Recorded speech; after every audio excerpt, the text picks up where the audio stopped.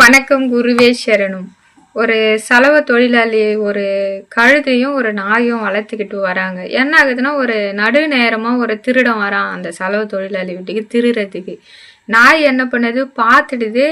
இவன் நம்மளுக்கு சாப்பாடே வைக்க மாட்றான், இவனுக்கு எதுக்கு அந்த திருடன் வந்துக்கிறான், நம்ம காட்டி கொடுக்கணும், சாப்பாடே இவன் சரியா வைக்க மாட்றான், வந்து திருடின்னு போட்டேன்னுட்டு நாய் விட்டுரும். அந்த கழுதை என்ன பண்ணும், இந்த நாய் என்ன இந்த மாதிரி குலைக்காம இருக்கே, நம்பனா காப்பாத்தலான்னுட்டு அந்த கழுதை கத்தி கத்தி குரல் கொடுத்த உடனே அந்த திருடன் ஓடிடுவான். அந்த சலவை தொழிலாளி எழுந்து வந்து வெளியே பார்த்துட்டு, இந்த அடுத்த ராத்திரில ஏன் கத்துறேன்னு அந்த கத்தனை அந்த கழுதியை சரியான அடி கொம்பு எடுத்து அடிச்சு போட்டு உள்ள போய் படுத்துக்குவான்.